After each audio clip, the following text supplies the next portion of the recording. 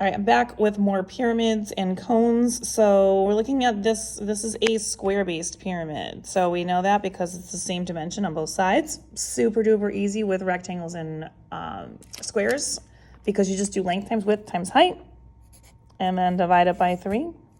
And that will give you your volume for your pyramid.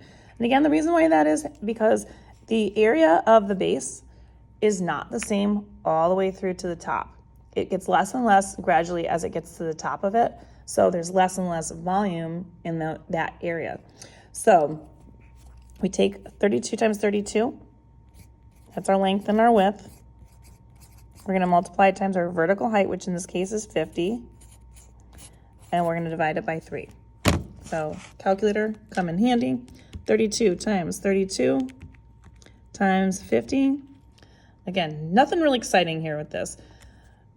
Big number, 51,200, and then we're going to divide it by 3 because it gets gradually smaller as we go through. And we get an ugly little number here, a repeating decimal. So it's 17,066, and so I'm going to write that. And then it's asking me on the worksheet to do 2 decimal places. So this is 6, and then 6.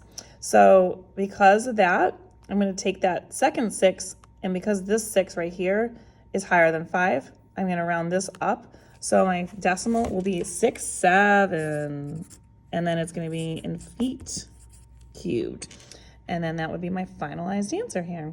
Now looking at this cone below, again, if you want more of these questions, there are going to be all videos on this whole worksheet. So you can find them in this section of the playlist, which is the volume playlist. We're looking at this cone. Cone formula is pi r squared times our height divided by 3. That's a 3. And when I'm looking at this, I noticed that I don't have the radius. I do have the diameter, which is 14. So I need to cut that 14 in half to get my radius. So I'm just going to write that information in here. So the radius here is 7. Half of 14 is 7. And then our vertical height on this, which is 21. So there's that. Now I can plug in and now I can solve. When I do the cones and I'm doing anything with exponents, I always kind of rearrange this, make the radius first. So we take the radius, which is 7, square it. We're going to times that by our height, which is 21. And then we're going to have pi after that, and then divide by 3. So my classes are asked to do the actual as well as the approximate. So actual is just coming up with the answer without hitting the pi button. So I can multiply the numbers. So 7 times 7, which is 49. I'm just going to show it to you. 7 squared. Where's it on this calculator? This calculator is different than the one I have at home. So 7 squared, which is 7 times 7, or 49. We're going to multiply it times that height, which is 21. We get 1,029. So we have 1,029. Pi comes after that, divided by 3. Now, I'm going to check and see if this divides by 3 and comes out nicely, which it does. So when I do 1,029 divided by 3, I get 343.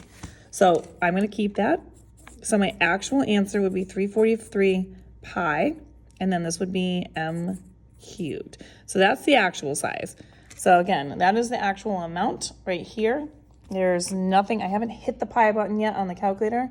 So that's what the actual answer is, or in terms of pi, if you're asked to do that. Now we're going to do the volume with the approximate value, which is when I take the 343, now I'm going to multiply it times the pi button. And then when I do that, I get my approximation, which is 1,077.56. The 6 after this 6 is going to tell me I should round this 6 up to 7.